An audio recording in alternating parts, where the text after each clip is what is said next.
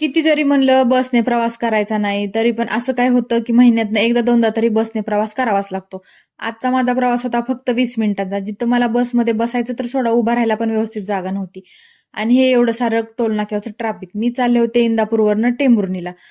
नंतर घरी गेले. दुसऱ्या दिवशी आम्ही गेलो होतो भाजी घ्यायला. भाजी जास्त काही घ्यायची नव्हती. हेच मेथी, कोथिंबीर, अद्रक वगैरे. इथं अद्रक घेतलं. नंतर त्याच भैय्यांकडनं आम्ही बीट घेतलं. जास्त जर मोठं बीट घेतलं ना, त्याची मला टेस्ट थोडी अशी उघरीट किंवा वेगळी लागते. त्यामुळं मीडियम साईजचे बीट घेतले आणि ही कोथिंबीर घेतली.